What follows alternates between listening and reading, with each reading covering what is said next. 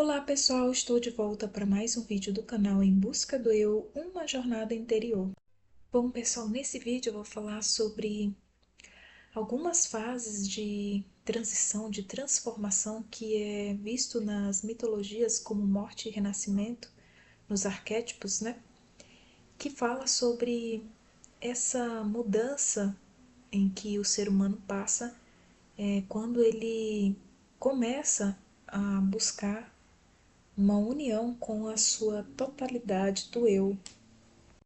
Bom, e para isso eu vou usar o livro O Homem e seus Símbolos para falar um pouco sobre essa transição ou essa espécie de morte e renascimento do ser humano, simbolicamente falando, para que o seu eu, por assim dizer, encontre uma harmonização, um equilíbrio das duas forças dentro de si, né? A força consciente e a inconsciente.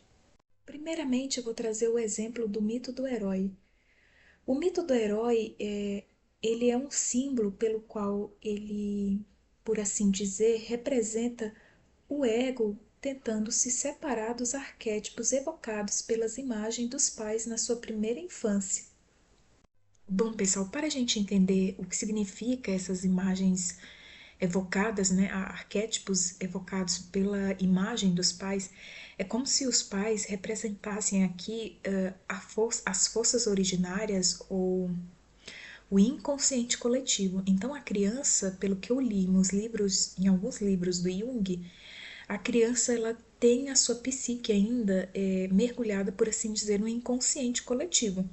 Tanto é que tem algumas crianças que chegam até a sonhar com símbolos, arquétipos, né, do inconsciente coletivo, como se tivesse uma reminiscência emergindo ali na psique da criança. Mas o que eu quero dizer é o seguinte, que enquanto o eu está sendo formado, o eu consciente da criança,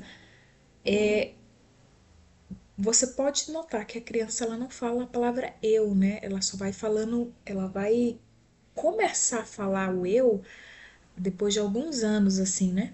Mas até então ela fala, quer brincar, quer água, ela não fala eu quero brincar, eu quero água, né?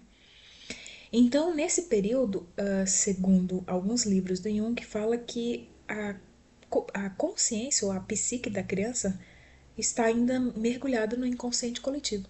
Tanto é que existe a questão da participação mística da criança com os pais. A criança, ela não se vê, a princípio, como um ser separado dos pais, né? Isso ela vai adquirindo aos poucos. Então ela se confunde muito na mãe, às vezes se confunde no pai, enfim, como se fosse um único ser. Bom, nesse livro, O Homem e seus Símbolos, Jung fala que cada ser humano possui originalmente um sentimento de totalidade, ou seja, um sentido poderoso e completo do seu si mesmo, ou seja, do self, né? Para quem ainda não tem ainda noção sobre algumas terminologias e alguns conceitos do Jung, quando ele fala self, significa a totalidade da psique humana ou a totalidade do eu. Então, e aí ele chama também de si mesmo, né? Essa totalidade. Então, dessa totalidade do eu, o si mesmo, o self, ou seja, a totalidade da psique, é que emerge a consciência individualizada do ego à medida que o indivíduo vai crescendo.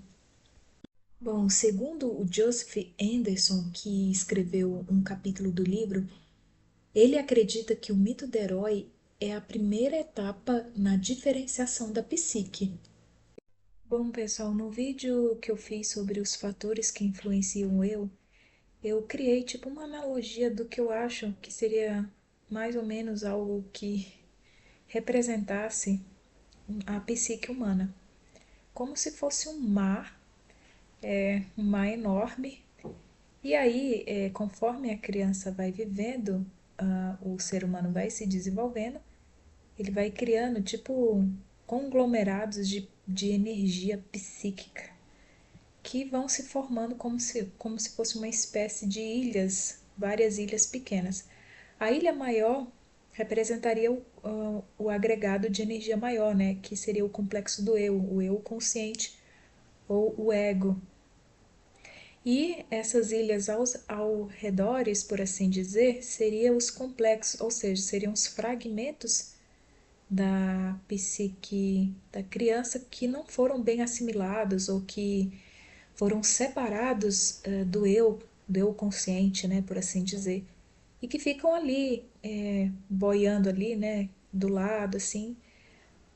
E no decorrer da vida, esses complexos eles vão sendo ativados. Esses complexos seriam quase como que subpersonalidades que o ser humano tem. Foram momentos congelados da sua vida que ficaram ali. Então, possui grande carga de energia psíquica e também grande carga de energia emocional, né? Bom, encaixando essa imagem que eu tinha criado como analogia, a imagem toda, ou seja, tudo que contém nela é o self, ou seja, é a totalidade da psique. Conforme a criança vai crescendo, ela vai formando essa ilha maior. Mas nota-se que atrás, lá no fundo, existe como que ilhas menores, bem pequenininhas, como se fosse restos de terras acumuladas. Ali seria aquela camada mais arcaica, por assim dizer, que é o inconsciente coletivo. Ou seja, é a estrutura base que nós, como seres humanos, compartilhamos só pelo simples fato de sermos humanos. Então, a criança, como ele falou, não nasce como uma tábula rasa. Ela já possui aquele, vamos dizer assim, o mar, né? Ela já possui o mar e algumas porçõezinhas ali de terra, assim. E aí depois essas outras ilhas vão sendo formadas, por assim dizer, trazendo para analogia. Bom, e aí ele fala que sem obter um certo grau de independência, o indivíduo será incapaz de se relacionar com o seu ambiente adulto. Então, o mito do herói, ele fala que não é uma garantia suficiente para essa libertação, ou seja, a libertação do eu consciente, né, desse inconsciente coletivo, por assim dizer, ou da totalidade do eu, do self, né? Mas ele fala que o mito do herói mostra apenas como é possível que ela aconteça para que o ego conquiste a consciência. Resta o problema de manter e desenvolver de modo significativo essa consciência para que o homem possa viver uma vida útil, guardando a sua individualidade dentro da sociedade.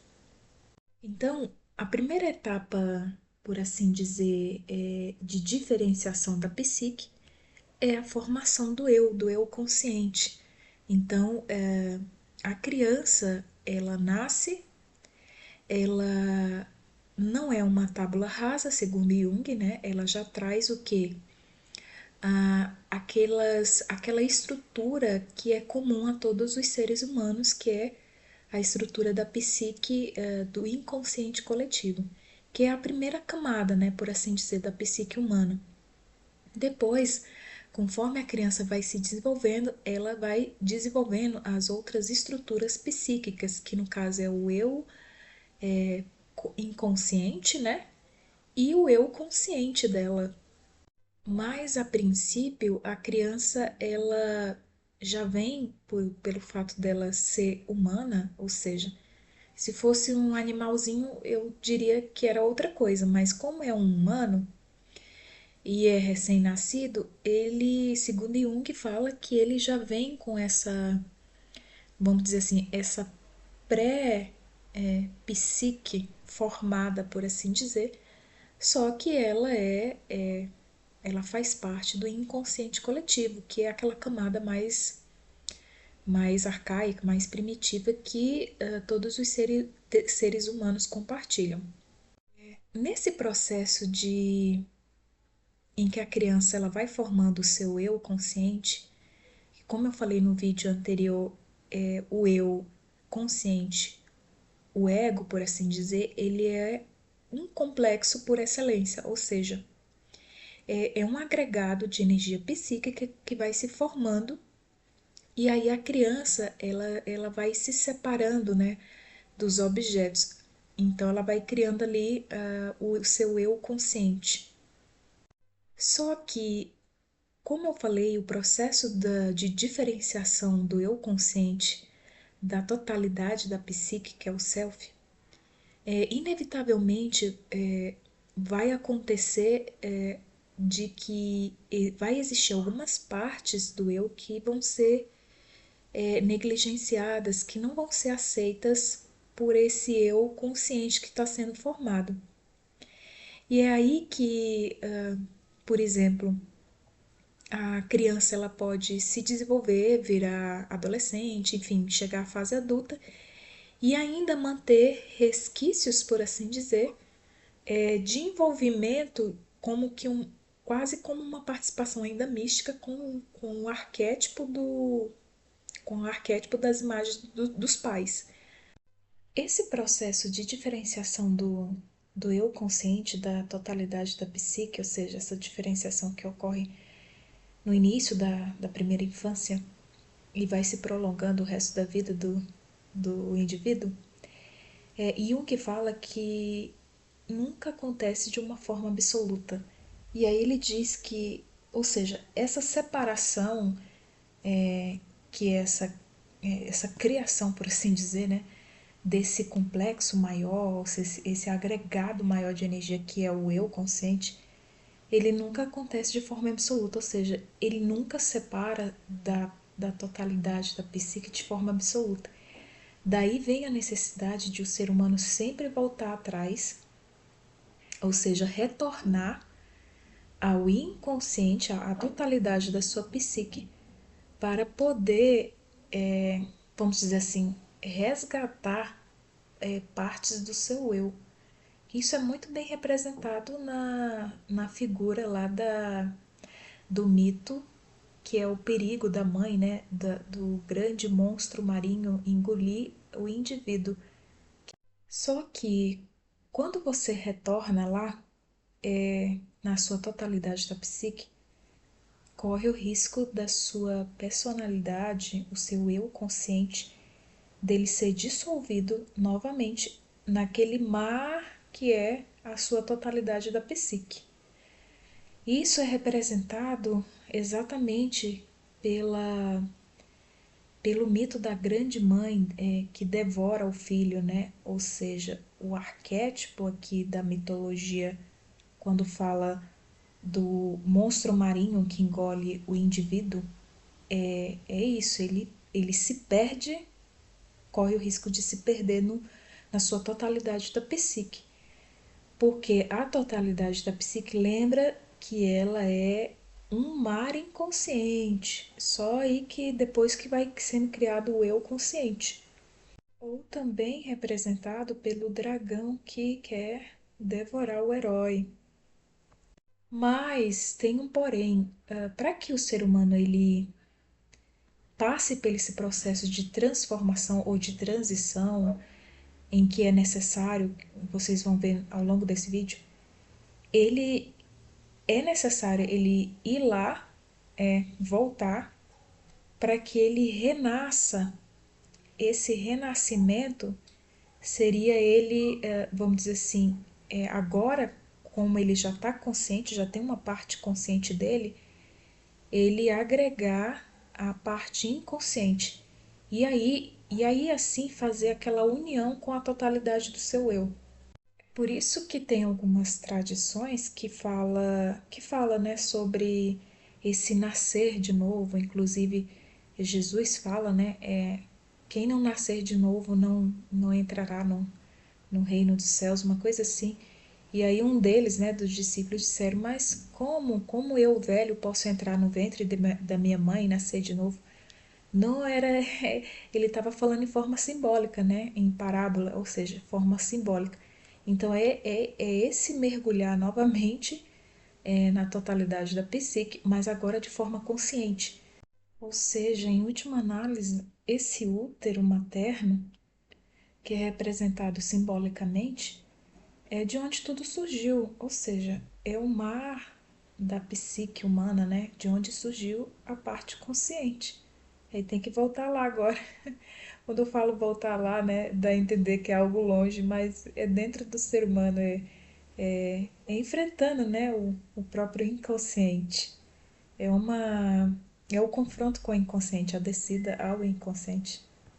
Bom, aí eu trouxe o trecho do livro que fala exatamente sobre essa separação. Essa separação nunca poderá ser absoluta sem lesar gravemente o sentido original de totalidade. Por isso, o ego precisa voltar atrás continuamente para estabelecer suas relações com o self, ou seja, com a sua totalidade, né, com a totalidade da sua psique, de modo a conservar sua saúde psíquica. Bom, abre um parêntese aqui. Por que que essa separação nunca poderá ser absoluta sem lesar gravemente o sentido original de totalidade? Porque esse processo de diferenciação do eu, ou seja, do eu consciente, inevitavelmente, como eu disse nos outros vídeos, vai ocorrer de que o eu consciente ele vai rechaçar algumas partes dele, ou seja, vai ser gerado, consequentemente, complexos, tanto por vivências traumáticas, como também por conteúdos que o próprio eu consciente não aceita.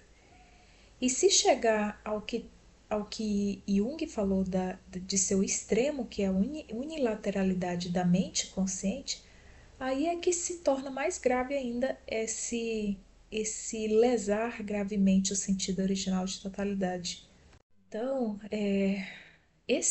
vai ter que voltar atrás continuamente para exatamente para reestabelecer uma relação com o seu próprio eu total, com a sua totalidade, ou então com partes que foram outrora rechaçadas ou foram negligenciadas, justamente para o ser humano não viver num conflito interno, que aí ele fica perdido, né?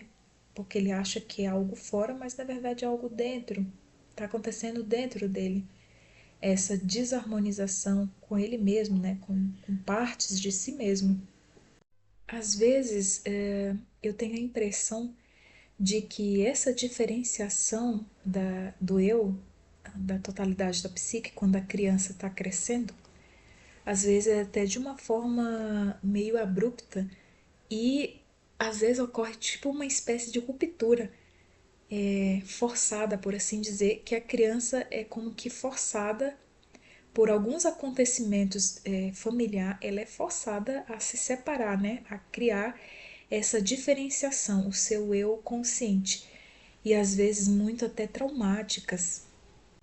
Bom, o livro ele também traz isso, né? Ele fala que os rituais de passagem de algumas sociedades primitivas realizavam esses ritos justamente para, vamos dizer assim, fazer com que esse processo de diferenciação da criança ali que estava se desenvolvendo, né, fase da adolescência já, fizesse essa mudança, né, passasse por uma espécie de morte e renascimento para que essa diferenciação ela acontecesse, né, ou seja, de forma às vezes até também abrupta. Vejamos o que o livro fala sobre isso. A história antiga e os rituais das sociedades primitivas contemporâneas forneceram-nos abundante material sobre os mitos e ritos de iniciação, nos quais jovens rapazes e moças são afastados de seus pais e obrigados a se integrarem no seu clã ou na sua tribo. No entanto, nesse rompimento com o mundo infantil, o arquétipo parental original pode ser molestado e para que tal dano seja sanado, é necessário um processo curativo de assimilação à vida do grupo. A identidade do grupo com o indivíduo é muitas vezes simbolizada por um animal totêmico. Assim, o grupo satisfaz as exigências do arquétipo que foi lesado e torna-se uma espécie de segundo pai ou mãe, aos quais o jovem é simbolicamente sacrificado, renascendo numa nova vida. Ou seja, pessoal, ao meu ver, os ritos de passagens dessas sociedades primitivas eram um ato simbólico mas que ao mesmo tempo aquele simbolismo ele tratava de que algo interior dentro daquele jovem ou moça fosse assimilado, ou seja, de que aquele rapaz, aquela moça, eles fossem capazes de fazer uma diferenciação, né? Ou seja, de se separarem dos arquétipos pai e mãe. Ao passo também que o arquétipo ele fluía, pelo menos a energia inconsciente, né? Que representa o arquétipo, fluía para um arquétipo pelo menos mais maduro e mais próximo, por assim dizer, de uma consciência um pouco mais abrangente. Nessa cerimônia drástica, que lembra muito um sacrifício oferecido às forças que podem reter um jovem, segundo a expressão do Dr. Jung, vemos que o poder do arquétipo original nunca pode ser totalmente dominado, como acontece nas lutas herói-dragão, sem um mutilante sentimento de alienação em relação às fecundas forças do inconsciente. Vimos no mito dos twins como a sua híbris, ao expressar uma separação excessiva entre o ego e o self, foi corrigida pelo medo que tiveram das consequências finais que os obrigou a um retorno às relações harmoniosas entre essas duas forças. Bom, pessoal, o mito dos twins eu vou ver se eu trago em outro vídeo, que fala deles, né? São como que heróis e fala da sua híbris. Híbris aqui é como se fosse um orgulho, por assim, excessivo, né? Gerado exatamente pela separação excessiva entre o ego e o self, entendendo que o self aqui é a totalidade, né, do eu. Esses ritos que essas sociedades primitivas ainda acredito que realizam, eles simbolizam exatamente esse renascimento que o homem precisa fazer.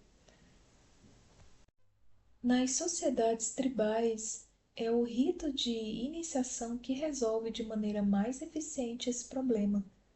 O ritual faz o jovem retornar às camadas mais profundas da identidade original existente entre a mãe e a criança, ou entre o ego e o self, forçando-o assim a conhecer a experiência de uma morte simbólica.